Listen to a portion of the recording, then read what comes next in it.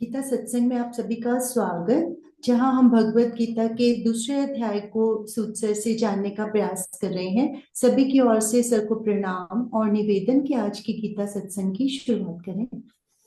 आशु जी, बहुत बहुत धन्यवाद। मेरी ओर से आप सबको प्रणाम और नमस्कार, चरण वंदना।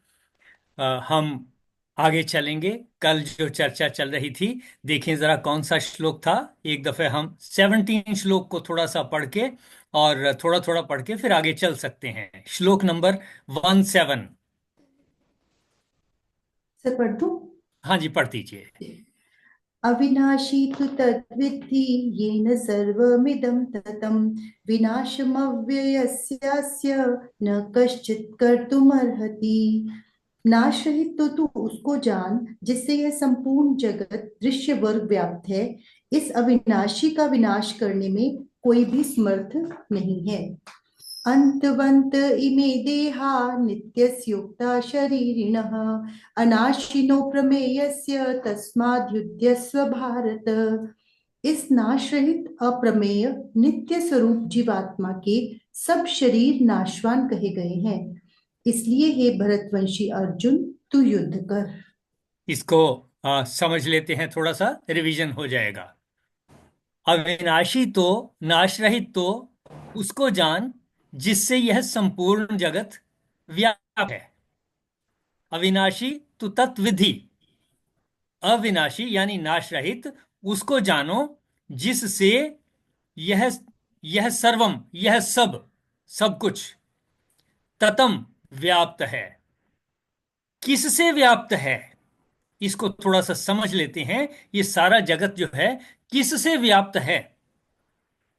जैसा हम पहले से जानते आए हैं, पृथ्वी, पृथ्वी के ऊपर सब प्राणी, ये पृथ्वी का जगत। इसको जीवन मिल रहा है सूर्य से, सूर्य की शक्ति से। सूर्य शांत हो जाए, बात खत्म हो जाएगी, हमारा जीवन भी समाप्त हो जाएगा, सब कुछ फ्रीज हो जाएगा। सूर्य एक तारा है। इसी तरह के बहुत सारे सूर्य, बहुत सारे तारे आकाशगंगा में हैं। अनेकों आकाशगंगाएं हैं। तो व्याप्त क्या है?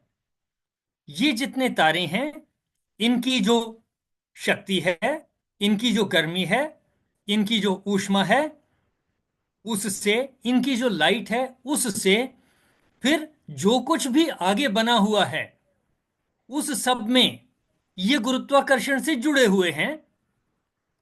तो इसी गुरुत्वाकर्षण की शक्ति से और ऊष्मा से यानी एनर्जी से, और इसके भीतर वो शक्ति जिससे ये सब कुछ चल रहा है, ऑटोमेटिकली चल रहा है, उससे यह सारा जगत व्याप्त है।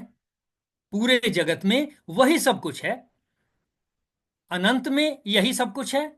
और हमारे शरीर के अंदर भी इसी तरीके की प्रक्रियाएं चल रही हैं, जिसको कहते हैं कि यहां सब कुछ ईश्वर में लिपटा हुआ है। तो कहा नाश रहित। क्या है नाश रहित? तो चांद तारों की जो शक्ति है, उनका गुरुत्वाकर्षण, और इनका आपस में जो संबंध है, और जिस शक्ति से ये सब चल रहा है, उसी तरह से छोटे लेवल के ऊपर हम सब में, जिस शक्ति से हम जीवित हैं, जिस शक्ति से हम बोलते हैं, चलते हैं, देखते हैं, समझते हैं, बातचीत करते हैं, ये सब नाश रहित है। नाश रहित तो तू उसको जान जिससे यह संपूर्ण जगत, यह संपूर्ण, यह सब व्याप्त है। तो हमने जाना यहां से कि यह जगत किससे व्याप्त है। उस अदृश्य शक्ति से व्याप्त है, जिसको बस हम उसके इफेक्ट को समझते हैं। बाकी जितना प्रयास है, हम कोशिश करते हैं कि हम जाने। कोई डॉक्टर एक तरीके से, कोई साइंटिस्ट दूसरे तरीके से, कोई एटॉमिक एनर्जी के रास्ते से, कोई न्यूक्लियर एनर्जी के रास्ते से, कोई इनको मनोविज्ञान से, कोई इन्हीं शक्तियों को मन की शक्तियों से, जिससे हम सोचते हैं, करते हैं, कोई इंद्रियों से। ये सब पूरा जगत इन्हीं चीजों से व्याप्त है। और इससे अगले श्लोक में कहा, आगे कहा, इस अविनाशी का विनाश करने में कोई भी समर्थ नहीं है। यानी ये जो कुछ शक्ति है, कौन इसका विनाश करेगा? मैं यहां अपने ही पास जो चीजें हैं उनका विनाश नहीं कर सकता। जो चीजें जलती भी हैं, जल के राख होती हैं, तो वो पंच तत्वों में विलीन हो जाती हैं, उनमें मिल जाती हैं। उन्हीं चीजों से फिर पेड़ पौधे और प्राणी उत्पन्न होते हैं, बड़े होते हैं, अनाज पैदा होते हैं, सब कुछ आगे चलता है। श्लोक नंबर 18 में कहा, ये सब देहा शरीर नाशवान कहे गए हैं, नाश रहित अप्रमेय नित्य स्वरूप जीवात्मा के। तो उस शरीरिणः, शरीरिणः को यानी शरीर का जो कंट्रोलर है उसको कहा नाश रहित है, अप्रमेय है, उसको समझा नहीं जा सकता, नित्य है, नित्य स्वरूप है। कहा नाश रहित अप्रमेय नित्य स्वरूप जीवात्मा के ये सब शरीर, इमे देहा, ये सब शरीर नाशवान कहे गए हैं। शरीर तो नाशवान कहा कहा गया, यानी शरीर तो नष्ट हो सकता है। इसलिए हे भरतवंशी अर्जुन, तू युद्ध कर। यानी कि वो जो अनंत शक्ति है उसका नाश नहीं हो सकता, वो अप्रमेय है। ये शरीर नष्ट हो सकते हैं, इन शरीरों के नष्ट होने की फिक्र मत करो। और कहा कि हे अर्जुन, तू युद्ध कर। चलिए आगे चलते हैं। य एनं वेत्ति हन्तारं यश्चैनं मन्यते हतम् उभौ तौ न विजानीतो नायं हन्ति न हन्यते। जो इस आत्मा को मरने वाला समझता है तथा इसको मरा हुआ मानता है, वे दोनों ही नहीं जानते, क्योंकि यह आत्मा वास्तव में ना तो किसी को मारता है और ना किसी के द्वारा मारा जाता है। इस श्लोक को अच्छे से समझ लें, हमारा प्रयास होगा इसकी बारीकियां हमारी समझ में आए। यह एनम हंतारम, एनम यानी इसको, हिंदी में ट्रांसलेशन में लिखा है जो इस आत्मा को, लेकिन जैसा हमने पहले भी डिस्कस किया, शब्द जो संस्कृत में है यह एनम, जो इसको, किसको, जिसके अनंत की बात की, जिस अनंत की हमने बात की, जिन जगतों के जगत की बात की, उस अनंत शक्ति की बात हो रही है। जो एनम, इसको हंतारम, मारने वाला समझता है, तथा वो इसको मरा मानता है।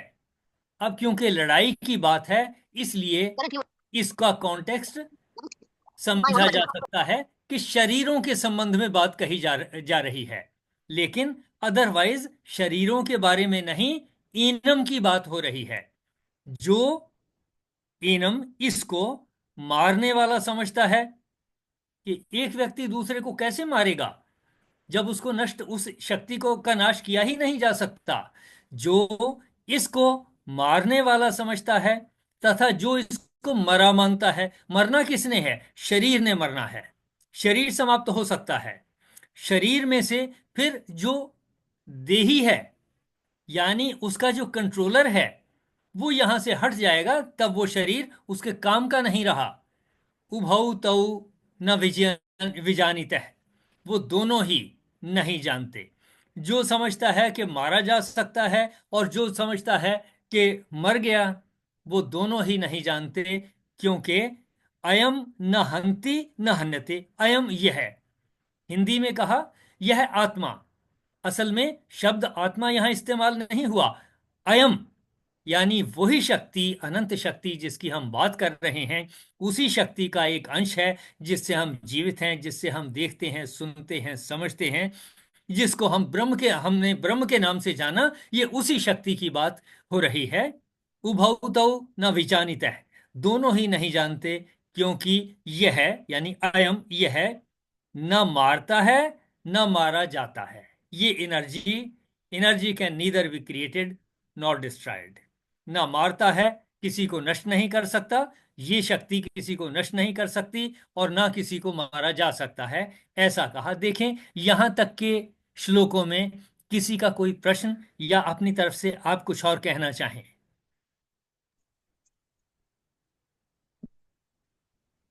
चलिए आगे चलते हैं आशु जी। जी सर। न जायते म्रियते वा कदाचिन्नायं भूत्वा भविता वा न भूयः अजो नित्यः शाश्वतोऽयं पुराणो न हन्यते हन्यमाने शरीरे। यह आत्मा किसी काल में भी ना तो जन्मता है और ना ही मरता ही है, तथा ना यह उत्पन्न होकर फिर होने वाला ही है, क्योंकि यह अजन्मा, नित्य, सनातन और पुरातन है। शरीर के मारे जाने पर भी यह नहीं मारा जाता। देखिए यहाँ हिंदी में जिन्होंने भी महापुरुषों ने ट्रांसलेशन की, उन्होंने इसको जोड़ दिया, क्योंकि हमारे अंदर की शक्ति है, आत्म शक्ति है, तो शब्द आत्मा यहाँ पर प्रयोग हुआ है। और किस वजह से प्रयोग किया गया है ये शब्द, ये मैं नहीं कह सकता, लेकिन संस्कृत के श्लोक में अयम शब्द इस्तेमाल किया है। यह क्या, जिसके बारे में हम बार बार चर्चा करते हैं कि वो अनंत शक्ति, और अपने संदर्भ में, मनुष्यों के, जीव जंतुओं के, प्राणियों के संदर्भ में वो शक्ति जिसको हमने ब्रह्म के नाम से जाना, जिससे हम देखते हैं, सुनते हैं, सांस लेते हैं, हमारे शरीर के अंदर की सारी प्रक्रियाएं चलती हैं, हमारा मन सोचता है, वो शक्ति, उसके बारे में अयम कहा। अयम कदाचित न जायते व न म्रियते। यह किसी काल में भी न जन्मता है, वह शक्ति न जन्मती है, वो है ही, वो खत्म हो ही नहीं सकती। न जन्मता है और न मरता है, वो शक्ति न जन्मती है न मरती है। उसका रूप बदल जाता है, शरीर बदल जाते हैं, तथा न यह उत्पन्न होकर फिर होने वाला है, क्योंकि एक दफे ये एनर्जी हो गई यूनिवर्स में, इस एनर्जी ने दोबारा नहीं होना, इसके रूप ही बदली होने हैं, ऐसा समझ में आ जाना चाहिए। यह अयम, यह अजह यानी अजन्मा, इसका जन्म नहीं होता है ही। जन्म क्या होना, सिर्फ ट्रांसफॉर्मेशन है। नित्य है मीन्स सत है, हमेशा ही है, चाहे कोई जीवित हो या मर जाए, वो शक्ति रहनी ही रहनी है, वो सत है, वो रहेगी ही। नित्य, सनातन, शाश्वत है कहा, सनातन यानी पहले से चली आ रही है ये शक्ति, इसने न मरना है न जीना है, ऐसे ही रहना है, सिर्फ रूप बदलने हैं। पुराण है, पुरातन है, शरीर, जब से ये यूनिवर्स बना तब से ये शक्ति चली आ रही है, उसका कोई अंदाजा हम नहीं लगा सकते। हालांकि कुछ कैलकुलेशंस हैं, लेकिन हम अपने लेवल के ऊपर कुछ ज्यादा इसके बारे में नहीं कह सकते। पुरातन है, शरीर के मारे जाने पर भी, शरीरे हन्यमाने, शरीर के मारे जाने पर भी न हन्यते, नहीं मारा जाता। और अगर हम इस बात को समझेंगे तो फिर जीवन में ये मान के चलेंगे, जो जिसने जन्म लिया है, एक दिन उसने समाप्त भी हो जाना है, और ये परिवर्तन चलता रहना है। इससे पहले हमने जाना और सीखा कि अगर ये सिस्टम नहीं चलेगा तो फिर वृद्धि कैसे होगी, प्रगति कैसे होगी, और शरीर की अगर वृद्धि नहीं हो रही तो सारी चीजें वहीं की वहीं रह जाएंगी। ये हमारा शरीर भी फिर जड़ में ही परिवर्तित हो जाएगा, क्योंकि मृत्यु होने के बाद फिर ये बढ़ता नहीं है, फिर इसमें सांस नहीं चलती। उसी से हमें पता चलता है कि अब इसके मुंह में कोई पानी डाल दो या कुछ खाना डाल दो, इसने खाना नहीं है, अब वो जड़ हो गया। यानी कि उस शक्ति की के अभाव में, वो शक्ति जब एक शरीर से हट गई तो फिर जो कुछ बचा वो सिर्फ जड़ रह गया, चेतन उसमें से हट गया। और इस तरह से कहा गया कि वो समाप्त नहीं होता, शरीर समाप्त हो सकता है, तो यह आत्मा किसी काल में भी ना तो जन्मता है और ना मरता है, तथा ना यह उत्पन्न होकर फिर होने वाला है, क्योंकि यह अजन्मा, नित्य, सनातन, पुरातन है। शरीर के मारे जाने पर भी यह नहीं मारा जाता। शब्द आत्मा को यहाँ मीनिंग वही समझें जो हमने ब्रह्म के तौर पे हमने जिसको उपनिषद के थ्रू सीखा है। केन उपनिषद में हमने ब्रह्म के बारे में जाना, और इस शक्ति को वहां ब्रह्म का रूप दिया गया, ब्रह्म का नाम दिया गया। देखें इसमें किसी का कोई प्रश्न या क्लैरिफिकेशन। चलें आगे चलते हैं आशु जी। वेदा विनाशिनं नित्यं य एनम् अजमव्ययम् कथं स पुरुषः पार्थ कं कं घातयति हन्तिकम्। हे पार्थ, जो व्यक्ति ये जानता है कि आत्मा अविनाशी, अजन्मा, शाश्वत तथा अव्यय है, वह भला किसी को कैसे मार सकता है या मरवा सकता है? देखें, कंटिन्यूटी में चल रहा है।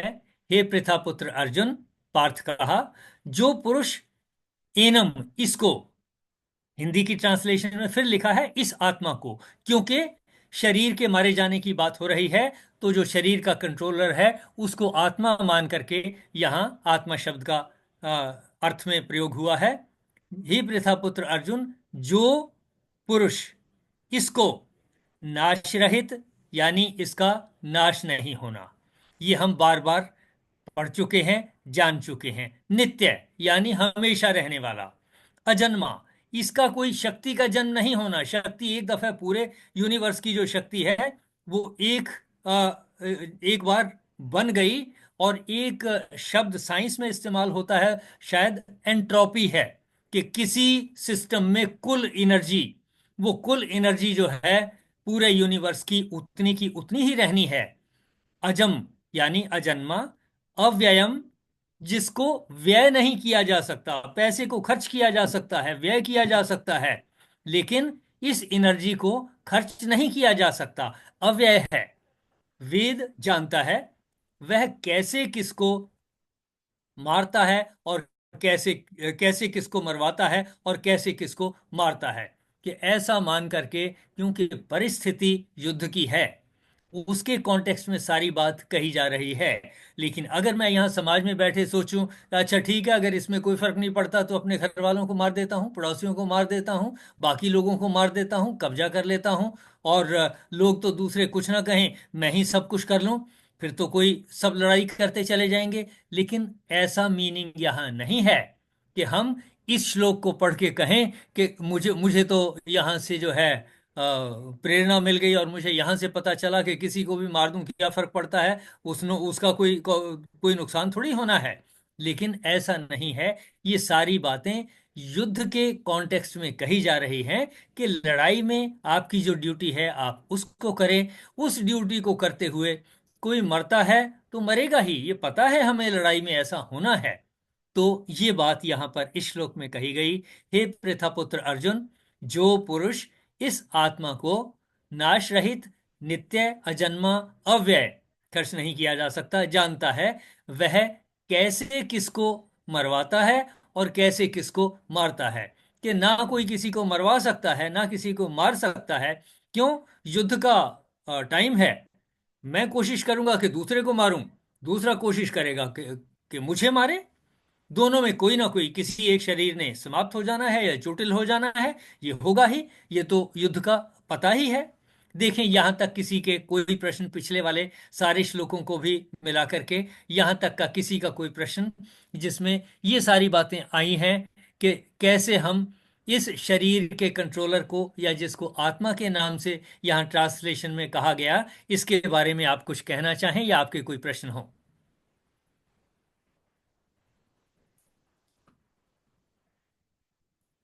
चलिए आशु जी, एक श्लोक और ले लेते हैं।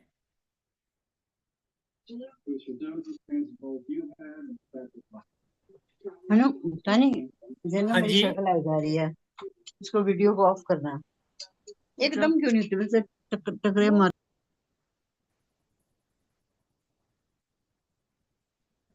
हाँ जी आशु जी, आगे चलें।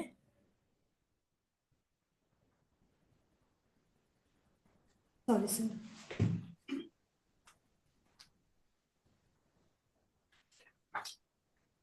वासांसि जीर्णानि यथा विहाय नवानि गृह्णाति नरोपराणि तथा शरीराणि विहाय जीर्णान्यन्यानि संयाति नवानि देहि। जैसे मनुष्य पुराने वस्त्रों को त्याग कर दूसरे नए वस्त्र ग्रहण करता है, वैसे ही जीवात्मा पूरे शरीर को त्याग कर, पुराने शरीर को त्याग कर दूसरे नए शरीर को प्राप्त होता है। देखिए, ये एनर्जी के ट्रांसफॉर्मेशन की प्रोसेस के बारे में यहाँ वर्णन किया गया, बताया गया इस श्लोक में कि इसको समझना कैसे है, कि ट्रांसफॉर्मेशन कैसे हो रही है। जैसे मनुष्य पुराने वस्त्रों को त्याग कर, यानी मेरे वस्त्र पुराने हो गए हैं, अब वो यूजफुल नहीं रहे हैं, उनको त्याग कर दूसरे नए वस्त्रों को ग्रहण करता है, वैसे ही जीवात्मा, देही, देही को जीव का आत्मा कह दिया, जीव का देह का कंट्रोलर कह दिया, देही, जिसका हिंदी में शब्द अर्थ जीवात्मा कहा, वैसे ही जीवात्मा जीर्णानि शरीराणि, पुराने शरीरों को त्याग कर दूसरे नए शरीरों को प्राप्त होता है। देखिए यहां पर हमारे ग्रंथों में वर्णन आया है कि मनुष्य शरीर जो है बहुत इंपॉर्टेंट है, 84 लाख योनियों के बाद फिर जो है मिलता है, इतना भटकना पड़ता है। लेकिन मैं इसको साइंटिफिक तरीके से थोड़ा सा हट के सोचता हूं, एनालिसिस मेरी अलग से है। मैं ये कहता हूं, बचपन से लेकर के मैंने जो कुछ सीखा उससे मेरे शरीर में चेंजेस आए, मेरी सोच में चेंजेस आए, मेरी अंडरस्टैंडिंग में चेंजेस आए, मेरी स्मृति में चेंजेस आए, मैंने लैंग्वेजेस सीखी, मैंने किसी चीज को समझा, फिर एक्सप्रेस करना सीखा, अपनी बात कहना सीखा, दूसरों की बात सुनना सीखा, तो मेरे अंडरस्टैंडिंग के लेवल बढ़ गए। अब मैं कहूं अगर कि चलिए अब मैं पहली क्लास में दाखिल होता हूं, बनेगी नहीं बात। मैं पीछे की तरफ नहीं जा सकता लर्निंग में। मैं एमए, उसके बाद बाकी की पीएचडी, ये सब करने के बाद वापस एमए, बीए, बीएससी, या फिर 12वीं, 10वीं, 9वीं, 8वीं, 7वीं ऐसे करते हुए मैं वापस पहली क्लास में दाखिल नहीं हो सकता। यानी ये लर्निंग प्रोग्रेसिव है। इससे हमारा डीएनए भी मॉडिफाई होता है। जैसी जैसी हमारी अंडरस्टैंडिंग होगी वैसे वैसे हमारा डीएनए मॉडिफाई होगा। उसी के अनुसार फिर हमारी आगे आने वाली जो संतानें हैं उनमें भी उसी तरीके के गुण हो जाने की संभावना है। अदला बदली भी कम ज्यादा भी हो सकते हैं, कि कुछ कारण हो सकते हैं जिससे हमारी संतानें उतनी इंटेलिजेंट हो सकता है ना हो जितने हम हैं, या हमसे भी ज्यादा इंटेलिजेंट हो जाएं। लेकिन मुझे जो समझ में आता है वो ये है कि जब हमारा लेवल बढ़ गया अंडरस्टैंडिंग का, नॉलेज का, अंडरस्टैंडिंग का लेवल बढ़ गया, तो लेवल फिर नीचे नहीं जा सकता। इसका मतलब ये हुआ कि मेरे देही, मेरे शरीर की जो वो एनर्जी है जिससे मैं देखता हूं, सोचता हूं, समझता हूं, बातचीत करता हूं, अगर उसकी अंडरस्टैंडिंग आगे तक हो गई तो मेरे शरीर त्यागने के बाद उसको वैसी ही कोई जगह चाहिए, वैसा ही कोई शरीर चाहिए जहां ये चीज आगे पनप सकती है या उसी लेवल में रह सकती है। तो फिर हम किसी 84 लाख योनियों में जाएंगे, ये मुझे तर्क संगत नहीं लग सकता, नहीं लगता। लेकिन फिर भी इसके ऊपर और किसी के और विचार हों, कहीं और से समझा जाए, वो भी हम ख्याल में रख सकते हैं। ये भी कहा जा सकता है कि अगर मेरी अंडरस्टैंडिंग गलत कामों की तरफ हो रही है, कल्याण की तरफ नहीं हो रही, चतुर्मुखी मुखी कसौटी की से हट करके काम मैं करता हूं, यानी मैं वो काम करता हूं जिससे मेरा अपना भी भला ना हो, समाज का भी ना हो, या अकेले मेरा ही भला हो, समाज का ना हो, वातावरण का ना हो, और दूसरे परिवार का भी भला ना हो, तब मैं अपना ही भला देखूं, तब मेरी अंडरस्टैंडिंग नीचे आ गई। तब फिर मुझे वो एनवायरनमेंट मिल सकता है जहां ऐसी प्रवृत्तियां होंगी, ऐसी सोच के घर परिवार के सदस्य होंगे, ऐसा हो सकता है। और फिर ऐसे ही सोचने में अगर कुछ और कमी आए तो हो सकता है पशु पक्षियों की योनियों में भी जाया जा सके। लेकिन लॉजिकली मैं समझता हूं कि मनुष्य के लेवल तक अगर हम आ गए हैं, डीएनए हमारा आ गया है, तो यहां से विकास की तरफ ही जाना चाहिए। अवगति की तरफ जाने की संभावना कम लगती है। देखें जरा, आप कहां तक समझते हैं और सहमत हैं इस बात से, या आप क्या विचार रखते हैं? आज की चर्चा को यहीं तक सीमित रखेंगे। अभी जो 2-3 मिनट बचे हैं उनमें यहीं तक जो हमने बातें की, इनकी चर्चा, और इसमें आप क्या समझे हैं उसको आप रिपीट कर सकते हैं।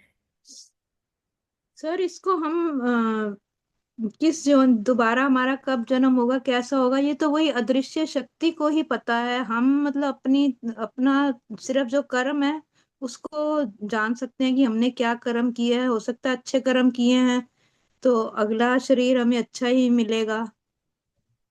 मैं बाकी तो हाँ, मैं वो आपकी बात से अदृश्य सहम शक्ति ही जानती है, वो ब्रह्म ही जानता है कि हमें उस अगला शरीर उसने कौन सा देना है। हम मैं आपकी बात से सहमत हूं, लेकिन मेरी जो एनालिसिस है वो ये है कि अगर मैं चतुर्मुखी कसौटी के हिसाब से काम कर रहा हूं, तो फिर मेरे अंदर की जो एनर्जी है, मेरे अंदर का जो ब्रह्म है जो मुझे कंट्रोल कर रहा है, उसमें भी ये प्रवृत्ति आएगी कि मैं चारों तरीके से अपना, परिवार का, समाज का, वातावरण का कल्याण करने वाली सोच रखूं, ऐसे काम करूं।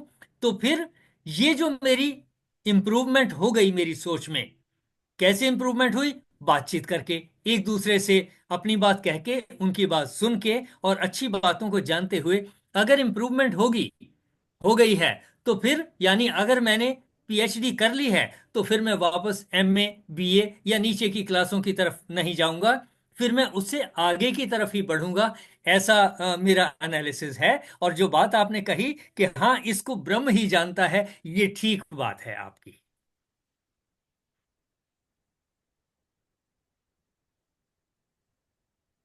और देखें कोई।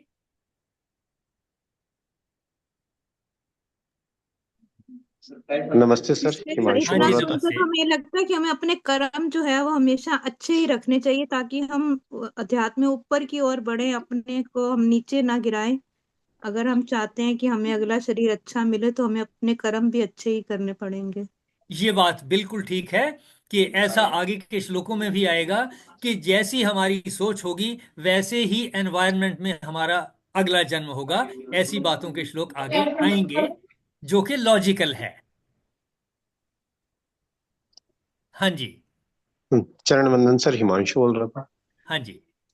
हाँ सर, ये तो सब सही है, ये तो हमें भी ज्ञान है कि आत्मा है, ये जो जीवात्मा होती है, ये जो है ना शरीर बदलती है, और जो है ना, हम जो है ना कर्म कर सकते हैं, बाकी तो फल तो देव के अधीन ही होता है।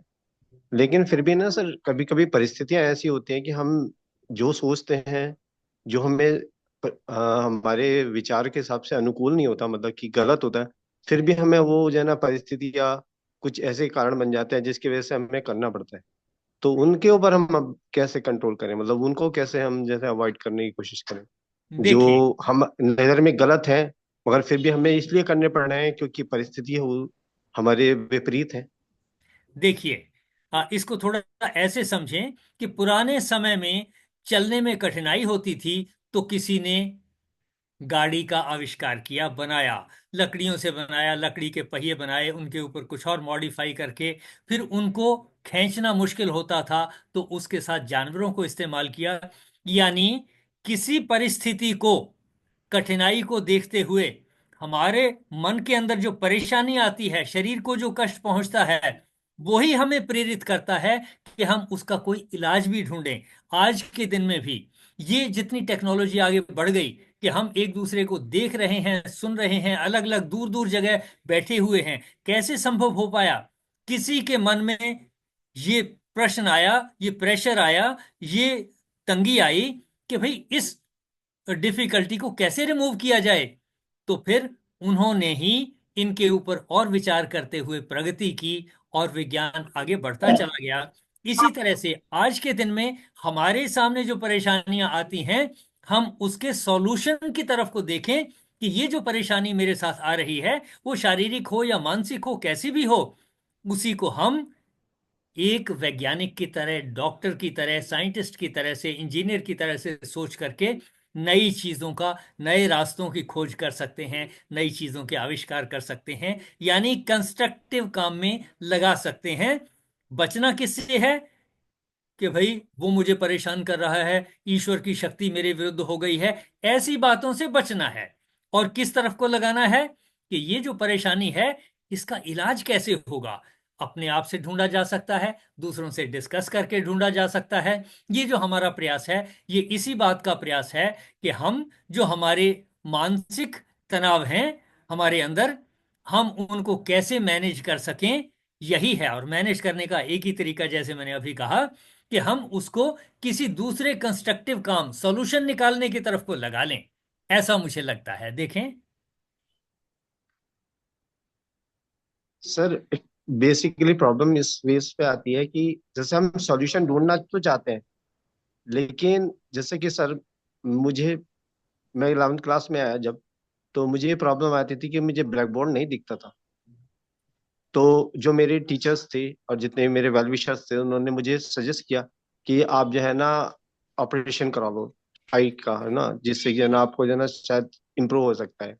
तो मैं डॉक्टर से कंसल्ट किया और डॉक्टर ने मुझे सजेस्ट किया कि आप करा लो। मैंने कराया, तो उसके बाद प्रॉब्लम और इंक्रीज हो गई, क्योंकि मुझे पहले ब्लैक बोर्ड ही नहीं दिखता था। अब मुझे जो है ना प्लस का विजन भी आ गया, तो मुझे कॉपी से भी पढ़ना बहुत मुश्किल हो गया। और दूसरा रिजल्ट ये हुआ कि ऑपरेशन मेरा जो है ना थोड़ा क्रिटिकल हो गया। तो पहले मेरे पास 2 आंख थी, फिर एक आंख से रह गया मैं। चलो, मैंने उस पर भी अपने आप को संतोष दिलाया कि चलो कोई नहीं, जैसे भी है चलो, अब जो है ना हम चलो इसी से ही अपने लाइफ को आगे कैरी करते हैं। बट उसके बाद में फिर नेक्स्ट 10 साल बाद फिर एक एक्सीडेंट और आ गया, और जो दूसरी आंख का विजन था वो भी लॉस हो गया। तो सर, ये चीजें बहुत ज्यादा दुख देती है ना सर, कि कोशिश मैं तो हम आगे बढ़ने के लिए कर रहे हैं, बट परिस्थितियां हमें नहीं आगे बढ़ने दे रही ना वो सर। मैं उसका रिजल्ट हमारे फेवर में नहीं आ रहा। तो बताओ सर, उसमें कैसे मन को कैसे आदमी कितना आदमी मन को जो है ना समझा सकता है? फिर तो आदमी को देखिए, दुख होता ही है ना सर। मैं देखिए, आपकी बात से संबंधित एक छोटे से बहुत थोड़े समय में अपनी बात को खत्म करूंगा। एक महानुभाव ने, मुझे अभी नाम नहीं याद आ रहा, for every element under the sun, उन्होंने कहा, for every element under the sun there is a remedy और देर इज नन। यानी सूर्य के नीचे जो कुछ है, इसमें जितनी प्रॉब्लम्स हैं, या तो उनका इलाज है या नहीं है। For every element under the sun there is a remedy और देर इज नन। या तो कोई इलाज है या नहीं है। If there is one, find it. If none, never mind it. अगर है तो उसको ढूंढ लो। आपने प्रयास किया, जितना मिल गया ठीक है, नहीं मिला, हमें उसी में एडजस्ट होकर के आगे चलना है। क्योंकि अगर हम डिप्रेशन में रहेंगे तो फिर शरीर को और नुकसान होगा, ऐसा मैं मानता हूं। आज का समय जो है, आज की चर्चा मेरा ख्याल यहां तक ही सर, रखेंगे, आशु जी। मैं एक नोट्स पे और ध्यान देना चाहता हूँ। हाँ जी। तो सर, जब मैंने सर ये चीज देखा, तो मैंने अपनी जन्म पत्री देखी जो मेरे एट द बर्थ टाइम पे बनी हुई थी। मेरे जो पंडित जी थे जिन्होंने वो बने, तो मैंने उसको पढ़ा। तो मैंने उसमें ये चीज उन्होंने ऑलरेडी मेंशन किए हुए थी कि इस बच्चे में जो है ना नेत्र का रोग होगा, और मतलब इसको ऐसे ऐसे प्रॉब्लम्स फील होगी। तुम तो, तो, तो सर, मैं बड़ा एकदम कौतूहल से भर गया कि जो मेरे जन्म के समय, जो मुझे अपना आप की मेरी आई साइड इतनी वीक है, मुझे है ना as the age of 7th और 8th ईयर ओल्ड जब मैं हुआ तब मुझे पता चली। लेकिन पंडित जी ने मेरे जन्म पत्र में वो चीज जब मेंशन कर दी जब मेरे जन्म उन्होंने नामकरण संस्कार किया था। हाँ, तो ये ठीक है। देखिए, सभी विज्ञान जो हैं अपनी अपनी शक्तियां रखते हैं। उनसे हमें कुछ ना कुछ इंडिकेशंस मिलती हैं। हमारा प्रयास होना चाहिए कि उन सभी को जहां तक हम किसी कंस्ट्रक्टिव काम के लिए, बचाव के लिए, प्रिवेंशन के लिए इस्तेमाल कर सकें, उतना ज्यादा अच्छा होगा। आज की चर्चा यहीं तक सीमित रखते हैं, क्योंकि 6 मिनट ज्यादा नमस्ते। हो चुके हैं। आशु जी, बाकी इसको आगे कल बढ़ाएंगे। बिल्कुल ठीक। अ, गीता प्रयास ही है कि हम कैसे अपने जीवन को सार्थक बना सकें, और वो भी उन परिस्थितियों में जो कि हमारे हाथ में नहीं है।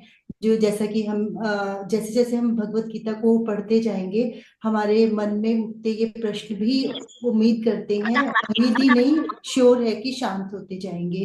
सभी की ओर से सर को प्रणाम। ओम पूर्णमदः पूर्णमिदं पूर्णात् पूर्णमुदच्यते पूर्णस्य पूर्णमादाय पूर्णमेवावशिष्यते। ओम शांति शांति शांति। आशु जी, बहुत बहुत धन्यवाद। आप सभी को मेरी ओर से प्रणाम, चरण वंदना, नमस्कार। Thank you all. नमस्ते सर, आपको भी चरण वंदन। सभी की ओर से सर को भी प्रणाम, और कल मिलते हैं अगले श्लोकों के साथ। Thank you everyone.